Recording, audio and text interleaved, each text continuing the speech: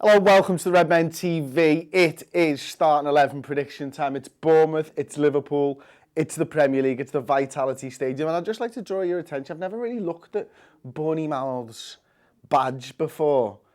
But is it a man with long hair? Is it a woman balancing a ball on top of her head? I'm not 100% sure. Either way, why she got two ears? What is this? This is clearly an ear. Can anybody tell me what this part is of the badge? I'm waiting for an answer because you can comment in the comment section below. But let's get into it while someone tells me what this is about, because it's a woman. Go on, you go, mate. Okay. You go. I'd say he's not a woman. Alisson Becker, but he is beautiful. So he's made 15 appearances. He's conceded only 6 goals in the Premier League. 2.01 saves per 90. Tom, request from me for next time for Alisson Becker. Can we have his saves per goal next time, mate? Of course. Because I want to see how high that is. No he hasn't got 100% pass completion anymore. Woo, it's 99.2%. Let's move on. Right back. I am going controversial. I am going with Nathaniel Klein, who's made no appearances and therefore has no stats this season. Joe Gomez has the news has just broken that he'll be out for about 6 weeks.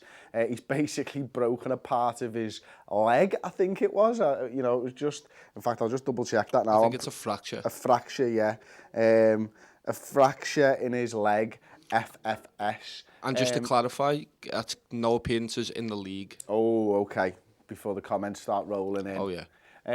So, yeah, listen, it won't be a popular opinion putting Nathaniel Klein in at right back for this game, but when you got Napoli, when you got Manchester United on the horizon, it was close between who you rest players for, whether it was United or Bournemouth. But in the end, I did decide to rest me players against Bournemouth rather than United. What I do think is with Gomez's injury, Lovren's obviously got a head injury at the moment. It looks like it's probably going to be Matip and Virgil van Dijk.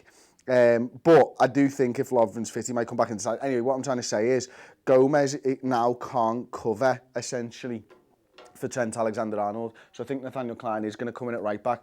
Let's move on to the centre-backs. So I've just briefly mentioned. The first one I'm going to pick is actually Dejan Lovren. I know he's got a head injury and stuff, but I feel like this is one of those games where you just get him back in because you're going to need him against Napoli.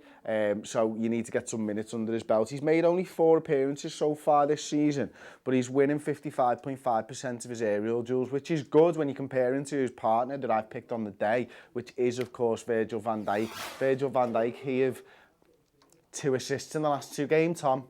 2 assists in the last 2 games, Tom. My bad.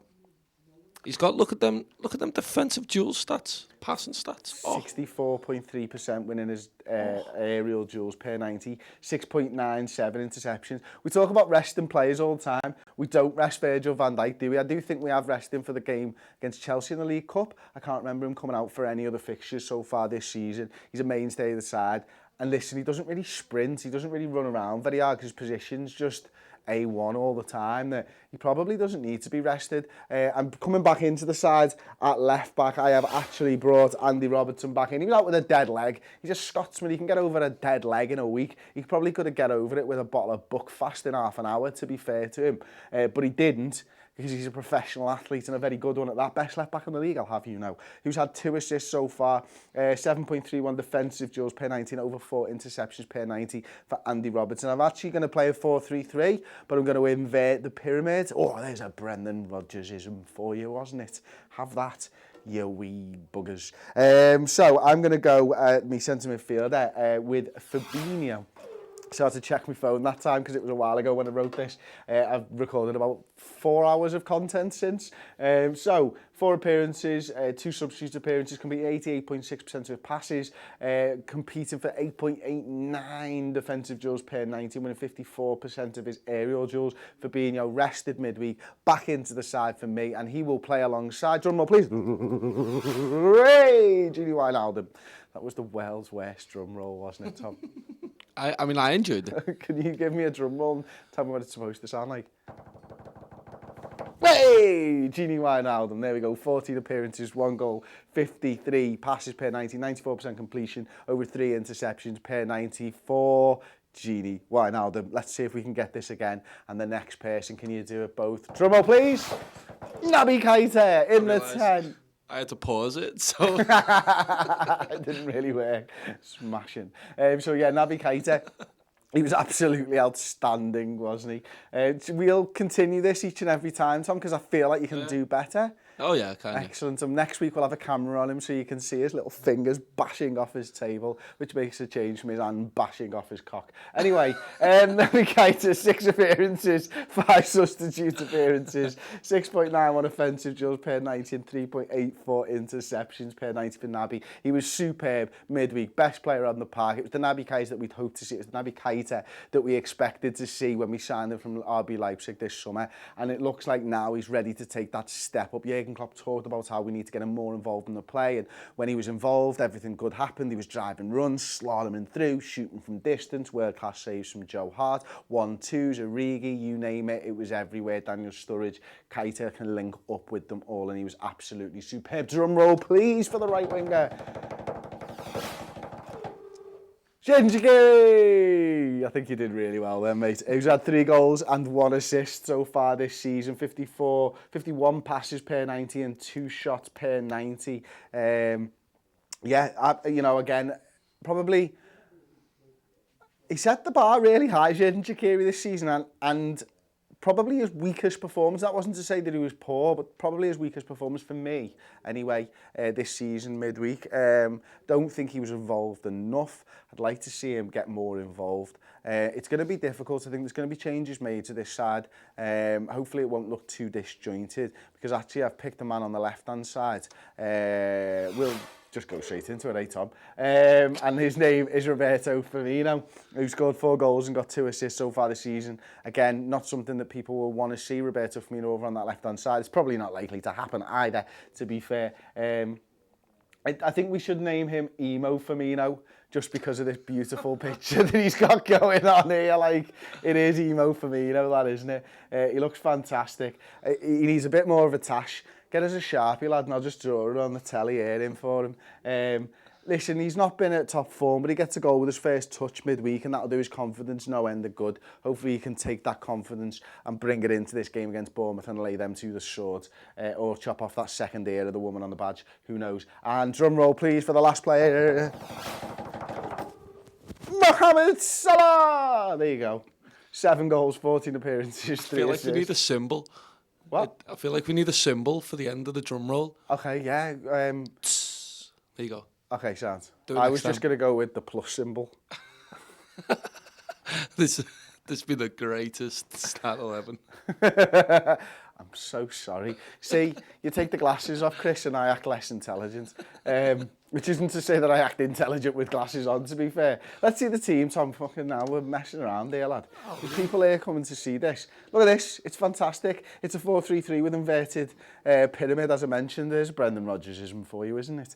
With Roberto Firmino on the left, Shaqiri on the right, Salah up front with Kleiny, Lovren, Van Dijk and Robertson playing ahead of Alisson in goal. That's the side that I think Jurgen Klopp will play. Alas, he probably won't.